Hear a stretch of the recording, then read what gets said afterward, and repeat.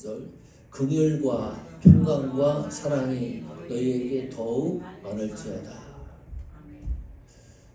긍휼, 평강, 사랑 이 세 단어는 하나님의 언어입니다. 하나님의 속성과 연관관계가 있습니다. 또 축복의 언어이기도 합니다. 성도들을 향한 하나님의 긍휼, 평강, 사랑 이것은 위로의 말씀이고 또 힘을 얻는 말씀이고 세상에서 가장 아름다운 언어 중에 하나입니다. 최고의 언어입니다. 지난 설교 말씀을 기억을 해 주십시오. 오늘은 평강에 대해서 집중적으로 살피려고 합니다. 긍휼, 이 긍휼이라고 하는 것은 불쌍히 여김, 자비, 또 인애 그런 뜻입니다. 이 긍휼의 하나님은 본질적으로 움직이시는 분이시다. 이 긍휼이 나타나기 위해서는 하나님이 반드시 운동력이 있습니다. 그 움직이는 시간과 공간의 결과로 나타나는 것이 긍휼입니다. 하나님의 움직이는 본능적인 움직임이다. 뭐 생각하고 계산해서 움직이시는 게 아니라요. 즉각적으로 움직이시는 그것이 긍휼이라고 하는 단어 속에 들어있는 내용입니다. 이 긍휼이라는 이 단어는 한 500회 등장을 하는데 반드시 하나님, 예수 그리스도, 성령과 연관돼서 등장하는 단어가 긍휼입니다. 하나님의 언어이기도 합니다. 하나님의 마음을 움직일 수 있는 최고의 단어가 긍휼입니다. 나를 불쌍히 여겨 주시옵소서. 또 하나님 앞에 받은 우리 긍휼의 은혜를 행위로 나타났을 때 하나님의 마음을 움직일 수 있는 방법론적으로 최고의 방법이다. 하박국 선지자가 유다 지역에서 활동했던 선지자입니다. 암울한 거예요. 그 시대적 상황을 보니까 하나님의 심판과 진노가 눈앞에 와 있습니다. 그때 하나님 앞에 하박국 선지자가 이렇게 기도합니다. 진노 중에라도 우리를 긍휼히 여겨 주시옵소서. 하나님의 심판과 진노를 이겨낼 수 있는 것은 하나님의 긍휼이라고 하는 은혜밖에는 없습니다. 다 죽어야 하는데 생존할 수 있는 우리가 그 은혜는 하나님의 긍휼이라고 하는 하나님 마음밖에는 존재하지 않는다. 시편 51편 1절 보십시오. 하나님이여 주의 인자를 따라 내게 은혜를 베푸시며 주의 많은 긍휼을 따라 내 죄악을 지워 주소서. 다윗이 고백한 회개의 기도 문장입니다. 우리아의 아내 밧세바를 간통합니다. 도저히 있을 수 없는 거죠. 다윗이 어떤 인물입니까? 하나님 마음에 합한 하나님이 그토록 아꼈던 인물인데 무너집니다. 그 사이에서 아이까지 태어납니다. 그 첫째 아이가 하나님이 데리고 갑니다. 그 아픔이 있겠죠. 또 우리아는 어떻게 합니까? 전쟁터에 내보내서 죽게 만듭니다. 간접 살인을 합니다. 그때 나단 선지자가 간통 사건을 듣고서 다윗을 찾아가요. 간접적으로 충고를 합니다. 이건 아니지 않느냐. 하나님의 종이 하나님 앞에 합한 사람이 이건 아니지 않느냐. 다윗이 나단 선지자의 이야기를 듣고 시편 51편 1절의 말씀을 기록한 거예요. 인자를 따라 하나님 나에게 은혜를 베풀어 주십시오. 주의 많은 긍휼을 따라 내 죄악을 지워 주소서. 죄악을 사라지게 하는 방법은 유일합니다. 하나님의 긍휼입니다. 어떤 죄악이라도 사라지고 지워지게 하는 것은 하나님의 긍휼의 은혜뿐이다. 마태복음 5장에는 산상수훈이 등장합니다. 그 산상수훈의 8복이 등장을 합니다. 이 8복은 조건절과 결과가 달라요. 이를테면 심령이 가난한 자는 복이 있다. 결론을 어떻게 이야기합니까? 천국이 그들의 것이다. 조건절은 심령이 가난한 사람, 결론은 천국이 그들의 것이다. 달라요. 그런데 다섯 번째 복인 긍휼의 복은 동일합니다. 조건과 결과가 똑같아요. 긍휼히 여기는 사람은 복을 받는다. 어떤 결론에 이릅니까? 긍휼히 여김을 받는다. 이 긍휼은 사라지지 않고 소멸되지 않는 은혜입니다. 아무리 사용을 해도요, 그 다음날 아침에 일어나면 항아리에 긍휼이 가득 차 있어요. 그걸 다 또 사용을 하면 그 다음날 또 수북하게 쌓여 있는 거. 이게 긍휼입니다. 하나님의 긍휼이 아니면 우리는 존재할 수가 없다. 하나님의 이 긍휼, 하나님이 우리에게 주신 이 긍휼의 은혜를 마음껏 사용하십시오. 교회를 위해서 사용하시고, 내가 싫어하고 미워하는 사람, 용서 못할 사람을 위해서도 사용하시고, 내 사역을 위해서도 사용하시고, 우리 성도들을 위해서도 마음껏 사용하십시오. 또 채워지는 은혜, 그것이 긍휼의 은혜입니다. 자, 평강. 이 평강도 하나님의 언어입니다. 이 평강이라는 이 언어는 히브리어로 뭐라 그랬죠? 샬롬. 기억해 놓으십시오. 우리가 너무나 잘 아는 단어입니다. 이 샬롬이라는 단어는 온전하다, 완전하다, 충만하다, 더 이상 채워질 수 없는 상태를 말합니다. 그 어원에서 뿌리를 두고 파생된 단어가 샬롬이에요. 이 평강이 우리 속에 가득하면 뭐 어떤 것으로도 채워질 수 있는 공간이 없는 거예요. 그냥 그걸로 충만한 상태를 평강이라고 말합니다. 신약성경에서 이 평강은 기억해 보십시오. 헬라어로 에이레네라고 합니다. 이 평강 에이레네는 하나님과의 관계 회복을 나타냈을 때 평강이라는 단어를 많이 사용합니다. 그 중심에는 예수 그리스도가 그 중심에 있습니다. 그러면 이 평강이 구약성경 어디에 처음 사용이 됐는가? 창세기 15장 15절입니다. 너는 장수하다가 평안히, 이게 평강이라는 단어입니다. 조상에게로 돌아가 장사될 것이요. 누구에게 얘기하는 거죠? 아브라함에게. 집에 가셔서 창세기 15장 잘 읽어보십시오. 하나님이 아브라함에게 나타나서 축복하시고 약속하고, 아브라함이 가지고 있었던 불안, 초조, 근심, 걱정을 다 하나님이 축복과 약속의 언어로 말씀을 하고 있습니다. 그 가운데 하나가 창세기 15장 15절 말씀이에요. 너는 장수하다가 평안히 조상에게로 돌아가 장사될 것이요. 이 문장이 얼마나 행복한지 몰라요. 군더더기가 없어요. 우리가 이렇게만 산다 그러면 이것보다 더 행복한 삶을 영유할 수가 없다. 아브라함이라고 근심하고 걱정하고 고난과 환난과 초조함이 없겠습니까? 그런 상태에서 장수하는 것은 아무 소용이 없습니다. 아브라함도 분명히 인간들이 겪는 수많은 어려움과 슬픔과 힘든 일들이 많이 있었을 텐데 이 문장에는 그런 것이 없어요. 어디에 스며드는 거예요? 평안이. 평강이라는 단어가 그걸 다 흡수하는 거예요.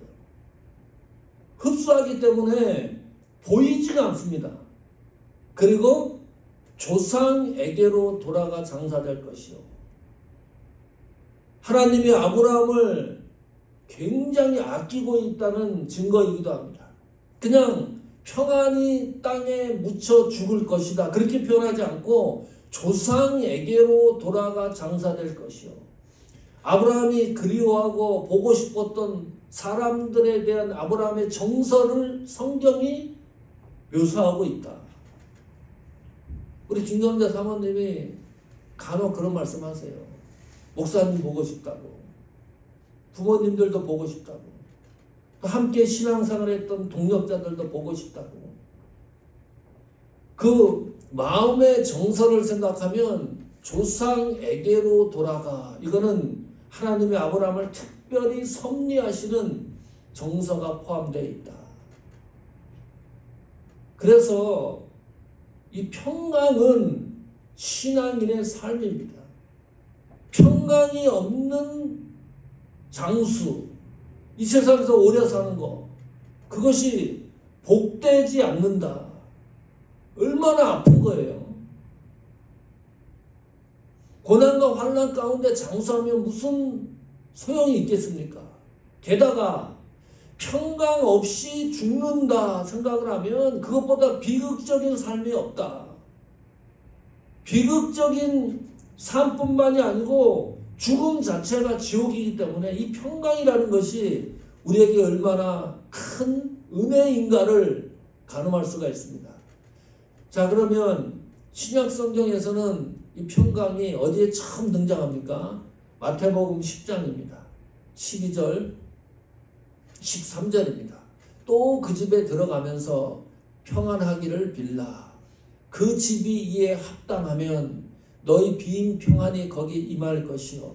만일 합당치 아니하면 그 평안이 너희에게 돌아올 것이니라. 기가 막힌 말입니다.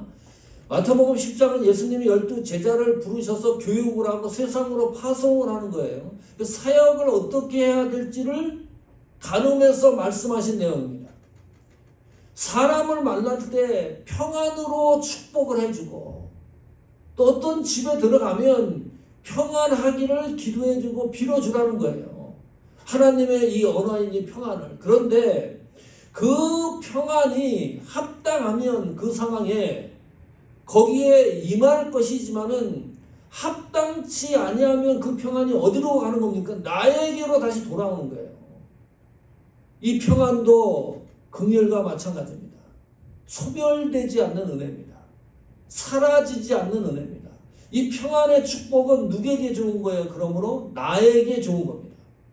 내가 전해서 거기에 합당하지 않으면 그 평안이 다 나에게로 돌아오기 때문에 충분하게 우리가 어떤 경우에서든지 이 평안의 은혜를 나누고 증거하고 함께 할 수가 있다. 이 평안에 결론적으로 세 가지 특징이 있습니다. 하나는 하나님의 언어인 이 평강은 축복의 언어입니다. 민수기 6장 24절 26절 보십시오. 여호와는 내게 복을 주시고 너를 지키시기를 원하며, 원하신다 하나님이. 25절에 여호와는 그의 얼굴을 내게 비추사 은혜 베푸시기를 원하며, 하나님이 원하시는 거예요. 간절히 바라는 겁니다. 26절에 여호와는 그 얼굴을 내게로 향하여 드사 평강 주시기를 원하노라 할지니라 하라. 여기도 평강 주시기를 원하노라. 이게 하나님 마음입니다. 하나님이 성도에게 주시고 싶은 거예요. 뭐를? 하나님의 복, 하나님의 은혜, 하나님의 평강입니다.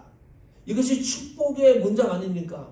그래서 신약성경 서신서에 보면 서두에 꼭 들어가요. 하나님의 은혜와 평강이라는 단어가 꼭 삽입돼서 인사하는 것을 기록해 놓습니다. 여호와는 내게 복을 주시고 지키신다. 이 지키신다는 말이 가시로 둘레를 치다 그 말입니다. 그 어떤 것도 하나님께서 어떤 상황과 처지에 있어서 보호해 주신다는 의미입니다. 평강 주시기를, 그 얼굴을 내게로 향하여. 하나님이 얼굴을 돌이켜 나에게 시선을 집중하는 거예요.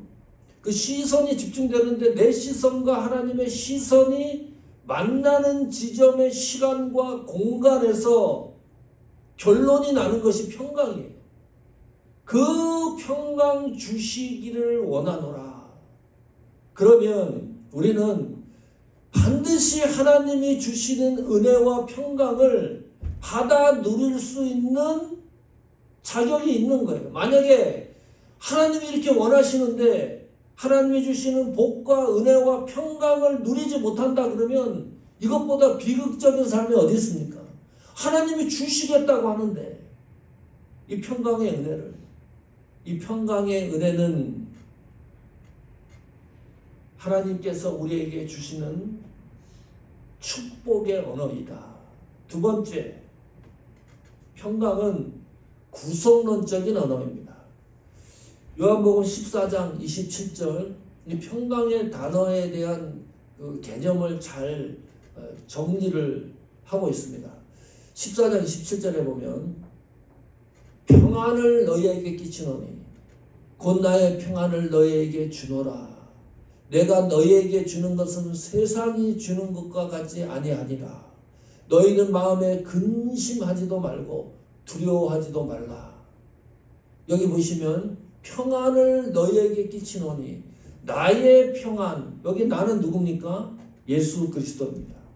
예수님의 평안을 누구에게 주는 거예요? 그 자리에 듣고 있었던 제자들에게 주노라. 강력한 거죠. 그러면 예수님의 평안은 어떤 평안입니까? 예수님이 이 땅에 인간의 몸으로 오셨습니다. 요한복음 14장 27절의 이 말씀은 예수님이 십자가에 못 박히시기 직전에 제자들에게 말씀하시는 마지막 메시지예요.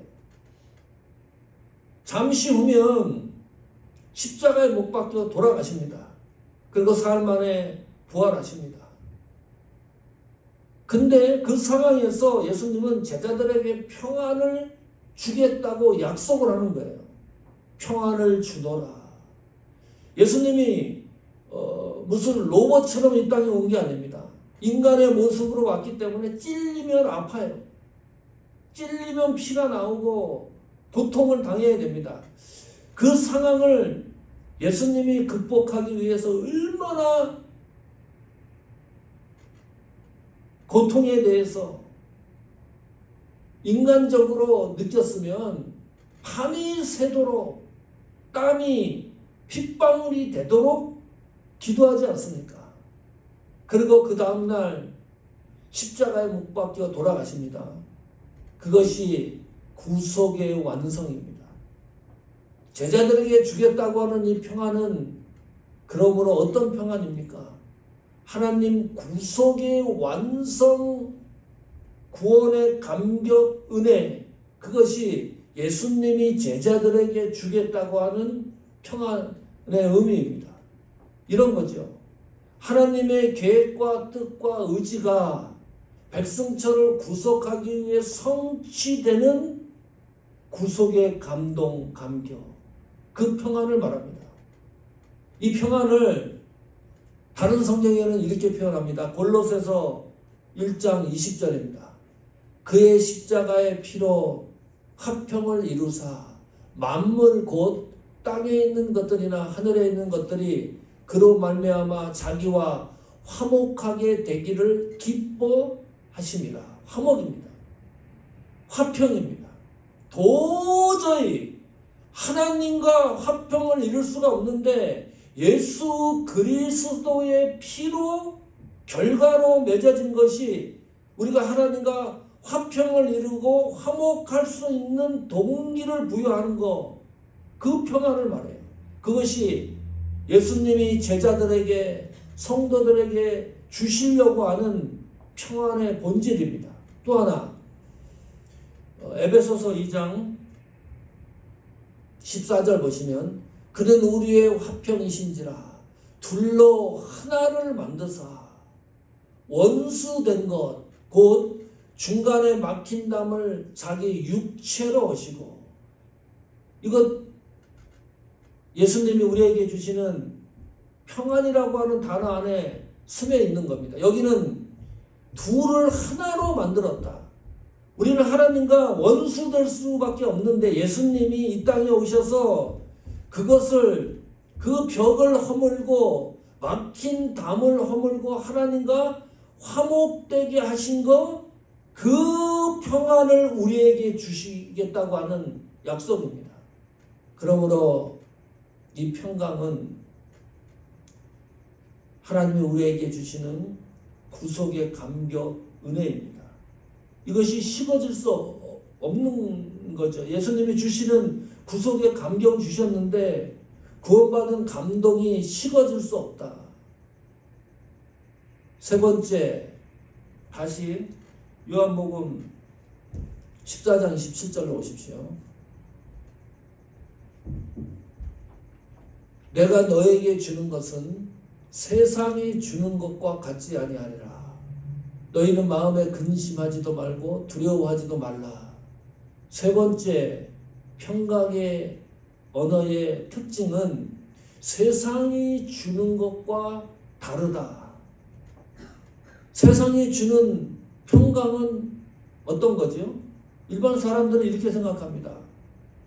세상이 주는 평강은 물질, 성공, 또 건강, 환경, 잘 사는 거에 초점을 맞춥니다. 그런데 만약에 그것이 사라진다면, 나에게 그것이 존재하지 않는다 그러면 그 평강이 낙후될 수밖에 없습니다. 이것이 세상이 주는 평강입니다. 그러나 하나님이 우리에게 주시는 이 평강은 근심과 두려움이 없는 평강입니다. 무슨 말입니까? 돈이 없어도 근심과 두려움이 없어요. 내가 몸이 약해도 근심과 두려움이 없어요. 하나님이 주신 평강을 소유한 성도들 잘 보십시오. 몸이 아픈데도 근심하지 않아요. 두려워하지 않습니다. 나에게 물질이 없거나 성공하지 않더라도 근심과 두려움이 없습니다. 아주 특별한 하나님의 은혜입니다. 그 평강을 하나님이 우리에게 주신다. 다시 한번 기억해야 될 필요가 있습니다. 왜 그러면 하나님은 우리에게 근심하지도 말고 두려워하지도 말라고 하는 이 평강의 은혜를 주시는 건가? 이 결정적인 이유가 뭘까? 누가복음 2장 14절에 이렇게 기록하고 있습니다. 예수님이 이 땅에 오실 때 성경이 축하 메시지랑 마찬가지예요. 지극히 높은 곳에서는 하나님께 영광이요, 땅에서는 하나님이 기뻐하시는 사람들 중에 평화. 이 평화라는 단어가 평강입니다. 평화로다 하니라. 하나님께는 영광이고 예수님이 이 땅에 오시는 것, 그리고 사람들 중에는 평강이다. 그 평강을 소유하는 사람이 누구냐? 하나님이 기뻐하는 사람들입니다. 제한적이죠. 모든 사람이 하나님이 주시는 이 평강의 은혜를 경험하는 것이 아니라 조건적으로 하나님이 기뻐하시는 사람들이 느끼는 평강입니다. 이게 제한 조건입니다. 하나님은 김주영 집사님을 기뻐하는 존재로 인식하고 계신다. 하나님은 김경자 사모님을 기뻐하는 자녀로 깊게 생각하고 계신다. 하나님이 기뻐하시는 사람들에게 주시는 것이 평강입니다. 그러니까 하나님이 기뻐하시는 존재가 아닌 사람들은 그리스도가 주시는 그 평강을 일평생 경험하지 못해요.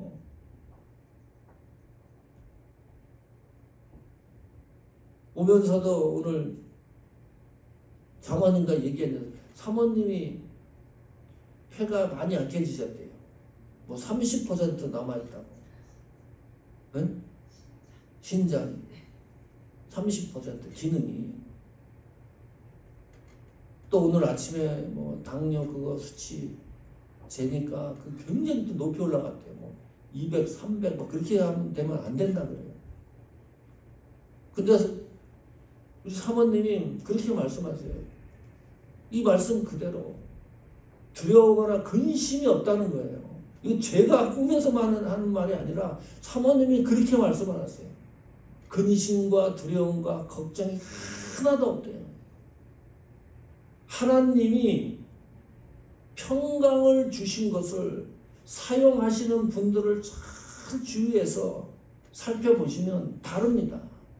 삶이 다르고 신앙의 지표가 다르고 믿음의 걸음걸이가 달라요. 그냥 립서비스 하는 게 아닙니다. 오늘 평강의 세 가지 특징을 살펴봤습니다. 하나는 이 평강은 축복의 언어이다. 반드시 축복을 누릴 수 있게 하는 것이 하나님이 원하시는 거예요. 성경에 기록된 축복의 놀라운 역사들을 우리 교회 온 성도들이 누리기를 축원합니다. 두 번째, 이 평강의 특징은 구속론적이다. 이 구원의 감격이 식지 않도록, 흐트러지지 않도록, 이 구원의 감격이 있어야 하나님 앞에 영광 돌리고 감사하고 기뻐하고 이런 일들이 일어나는 거잖아요. 그 평강을 주님이 우리에게 주신다고 약속했으니까 구원의 감격 속에서 일어나는 평강을 누리는 여정이 되기를 축원합니다. 세 번째는 우리는 하나님이 기뻐하는 존재입니다. 얼마나 대단한 겁니까? 세상과 바꿀 수 없는 가치가 우리 한 사람 한 사람들에게 있습니다. 하나님이 기뻐하시는 존재라 그러면 무슨 말입니까? 우리는 하나님의 그 기쁨을 충분히 누리는 성도이어야 한다. 하나님이 우리를 보고 기뻐하는 존재로 하나님이 여기시는데, 그렇다면 우리는 평강을 통해서 하나님이 기쁨을 충분히 누리는 그런 믿음의 여정, 사역의 길이 되기를 축복합니다.